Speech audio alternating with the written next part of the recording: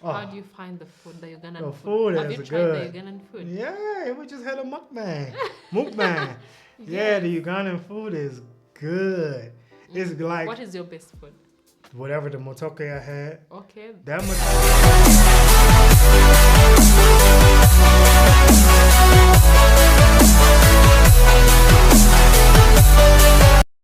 Hi guys, welcome back to our YouTube channel. Thank you so much for clicking. It's your girl Tina, the host on this channel. You are most welcome. Consider subscribing if you haven't already. And of course today we have a special guest right here. I'm so happy. It's a different setting and I'm so happy to have him here. Getting it in. Exactly. Yeah. So just introduce yourself to our What's subscribers. going on, guys? My name is Jay. Recently moved to beautiful continent of Africa. Living here in the amazing country of Uganda, meeting so many different Ugandans. Had the pleasure of meeting Tina. Miss Tina right here. So we are going to be doing some videos and just going to be collaborating, but that's pretty much me. Yeah. Yeah. I appreciate. For sure. Yeah. So basically, guys, Jay moved to Uganda, and of course, we are here just to have a conversation with him, ask him a few questions. Why he chose Uganda? Why did he move to Africa in the first place? Jay, why Good did question. you come to Uganda? Africa. So the reason I came to Africa was because I knew once I left the U.S., like, maybe almost over a year ago now. Wow. I was like, I always knew I was going to come to Africa. That's where I wanted to be. I wanted to be around, my people who look like me, my African brothers and sisters.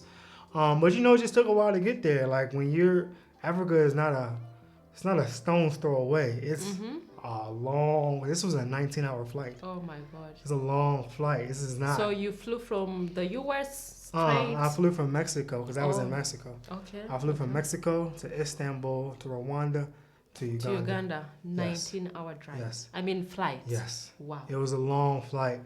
And I was like, ultimately, I knew I was going to be here. Because once you say, if you can live out of the U.S. and survive, you can live pretty much anywhere. So I was like, it's no reason for me to not be in Africa and be with people who look like me and, who can relate to some of the stuff that, we go through. Wow. So what was your major motivation like to choose a country in Africa? Because Africa is a continent. Yes. Why Uganda Huge in particular? Continent. So 54 different countries, right? And I was just like, coming from Mexico is an easy way back to the U.S. if you don't like it. When you come to Africa, you should really pick a country that you think you're going to like. Okay. You can't know for sure till you get there, but you got to think like, I think will be a good country for me. Now, of course, you can always go to a different country, but I say Uganda. I know people here, the Kinganda team. Okay. Right. Shout out to Kinganda. Yeah, so already had a little bit of an infrastructure here. I know some of the repats who have already lived here, like Rachel Nalumo, and Kingo Batunda, and people like that. So I have a good idea of how they are living here, and so I said, well, that would be easiest for me.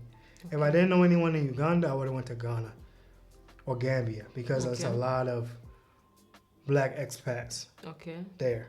Okay, American so the major expats. Influence was from the people who were already here. Yeah, people who are already here, and because it's countries I want to visit, like Somalia. I want to visit Zimbabwe. Okay. I want to visit. What are some of those? I can't think of it. I got like a whole list of countries I want to visit. That you want to see. But I don't know a soul there. Okay. And it's not anything wrong with that, because I didn't know anyone when I moved to Mexico or when I went to Colombia. But it helps to know people, and as a content creator, if you know other content creators, it's just a little better. It's like a beginning, like a stepping stone. Right. Exactly. So when you came to Uganda, how was the whole country like? I want to. Yeah. How was your real experience? Your first experience, like your first. Well, I came at the night. Country. Okay. I came at night, so I didn't get to see much. Okay. And when I got out the airport, I was like, I see why you need that yellow fever shot. You didn't have that yellow fever shot? No, I have it. Okay. But the mosquitoes were. They were licking their chops. They were like, oh yes, American blood. I know. Yeah, and so they like your blood so much. They love me. That's it. So the mosquitoes were on me pretty bad. But once I got to see in the morning time when the sun rose in Entebbe, and I could see Lake Victoria. So you stayed in Entebbe? I was at that hotel. Oh, wow. In Entebbe. Okay. And you can see Lake Victoria. Which hotel was that? I don't remember. You don't it was remember? terrible. They overcharged me. It's all good though. Oh, sorry. Yeah, it's okay. They charged me like $50 for 5 hours. Wow. Yeah, it was crazy. That was so bad. Yeah, but I was like, I'm never gonna stay here again, so it doesn't matter. I just need a place to stay because I got in so late. So late. Yeah. But once I saw like Lake Victoria, I was just like, oh, I love like nature and greenery and scenery. Okay. Plus, all of the different animals on the Which road, ones? the chickens, the goat, the cow. Right. I saw a turkey today when I went to get that food. Oh my God. You've never seen a turkey? No, but just to On see the loose. turkeys, Yeah. wild turkeys. They're not wild turkeys. Oh, I mean, free range turkey. Free range, yeah. That is the right one. It's just different. So I was like, for us, we free range most of our animals, our birds. So you definitely see them on the streets. You see them everywhere. And these birds know where they go, where they sleep. So they go randomly and they go back. They just go back home. Yeah, that's how it is. Yeah, I would say that was the first impression. The different side of the road. What? So you guys do everything reverse. Well, yeah. Our steering wheel is on the left side. Yeah. And we drive on the other side of where y'all drive. Yeah, true. Yeah, so I'm like, any American coming is gonna crash. You're not gonna figure out the turning, because even turning the turning's the other way around. Yeah, it's like you're trying to.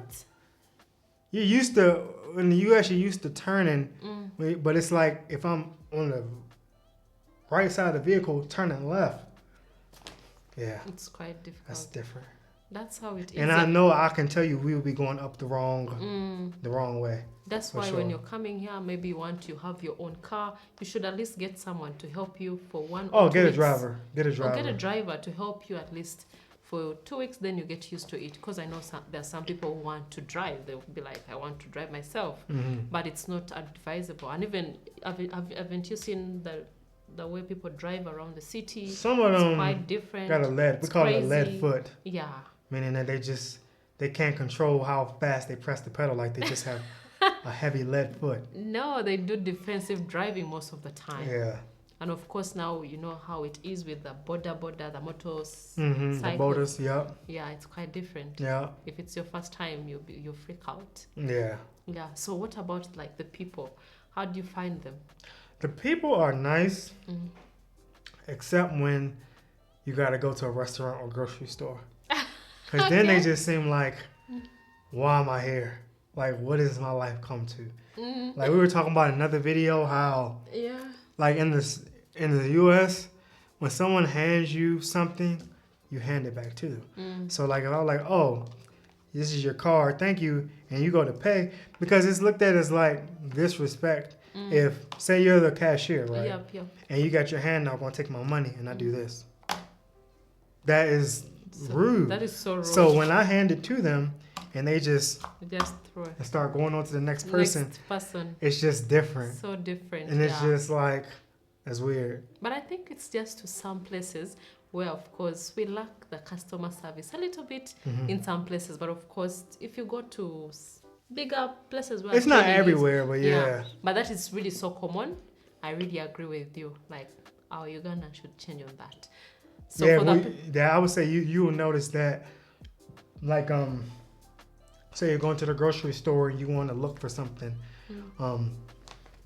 Hey, could you tell me where the dog food is? And they just point in a general direction. And it's like just one section of the store. Yeah. I'm like, okay, so it's not in that corner. Maybe it's all the way over there in that corner. It's like, whereas, like I said, I work for Walmart. You literally walk someone to the dog food.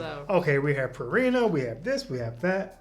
Nope, just it's right there. Over there. But of course, Ugandans are friendly people. It's just because of the jobs, No, jobs, outside of work, friendly. Outside of work, very friendly. Yeah. It's just like working is just different. Have you met some people like on the road, maybe ask them for help or maybe something? No, but I don't say, hey, what's up? Okay. Good occasionally. Do they respond? Yeah. Okay. Yeah. Like, how do you find them, the ones you've interacted with? How are they, like, in their personality? Normal. But it's just, I'm telling you, like, cause you know Kabira Country Club. Okay. So when I go to Kabira Country Club, the same guard, it just looks like, I'm like, hey, what's going on? And it's just, I'm just like, what did I do? Like, what did I do? What is going on? It's just, I've noticed that. It's just, even the waitress, the lady at the country club, Okay. like when she takes my receipt to let me go to the gym, I'll be like, hey, how you doing? And she'll be like, and then she'll just put the receipt on and just slide it down. So I'll hand the receipt to her. Then when I cross the gate, she just puts it and slides it. And it's like, they don't even, it's just different. I think it's just some people are just tired of their jobs. I think it's gotta be. Maybe they're just doing that for money. It's like, yeah, do they do like, are you doing what you love? Well, they don't. If you're doing what you love, you're not gonna be like that. Yeah, exactly. Yeah. I understand. But of course, people, jobs here are really so hard to get. Yes. And of course, if you get somewhere that you go to, it's not that maybe you love the place, but just because you need something, But the thing is, like I was telling you, we will get fired in the U.S. You get enough customer complaints, like say you go in there and you're like, oh, that Jay at the cash register, you know what? He was just so rude, and he didn't even want to look me in, stuff like. This is why if you are in I would never do customer service work, because you can't have a bad day. Because you could have 30 days perfect, and people love you, and then you have one bad day. Oh, could you come into the office? I'm good. I ain't got time for that. Wow. Yeah, no, I'm good. Customer service is not, and you're not paid well. Even in the U.S., minimum wage customer service is. It's not that much. No. Wow, that is interesting. How about the food? Oh. How do you find the food, the Ugandan the food? Have you is tried good. the Ugandan food? Yeah, we just had a mukbang. Mukbang. Yeah, the Ugandan food is good. It's like. What is your best food? Whatever the motoke I had. Okay. That motoke, not the one I had in my video with Jonita, that was okay. That was pretty decent. The one I had here was so good. So much flavor. Yeah, the fried one. I love the goat. Okay. It's a little fatty. Yeah, the goat. But the goat is good. Matter of fact, I'm gonna try to do a video where I can like witness them like preparing a goat. Yeah. Goat stew. You need to. Food is good. Have you tried the pineapples? No, I still. So I want to try pineapple. I want to try jackfruit. Jackfruit. I want to try. What other fruits do you have? Yeah, we have the best fruits here because we have the mangoes, of course. Mangoes. Oh yeah, mango. We have different kinds of mangoes. Yeah. We have the jackfruit, pineapples. Then we have what else? Oranges. We have them. Then we have so many things. Yeah. So I want to try some local Ugandan fruit. We have so many of them that we could really try. And most of them are really just very good. Yeah. So I want to try all that stuff. Yeah. Yeah, but the food is... Organic food. Food is hard to... If you have bad food, like you're just not trying. Like, all it takes a little bit of spice. Really? A little bit of, salt, pepper. It don't take much to... So if you're messing up food and it's bland, it's like you're literally just taking out the ground, cooking it and serving it. Okay. Like you got to have some flavor. Okay. That's what's going to different countries and eating flavors will set your food apart. Like if you're going to like Indian culture, it's going to be spicy. Very spicy. But with Ugandan food, a real local Ugandan food, it's not that spicy. Yeah, it's not. We love to leave it like organic, nothing, no spices. We don't love too much spices on our food. Right. Health-wise, because you grow up saying, okay, that is, you get cancer. But it's like organic spices. Yeah, but we boil everything, not like frying with the oil. Yeah, no, frying is terrible. I agree. So that's what... They have a lot of frying in the U.S., a lot of hydrogenated. Yeah, so most of the time we just boil most of the food. That's what really happens. Let's talk about the cost of living, like... Oh, yeah, cost of living. Yeah. So coming from Mexico... The biggest jump has been cost in housing. Okay. True. When I tell you how many deals you can find in Mexico for housing, a 2-bedroom, 2-story garage for $450 US.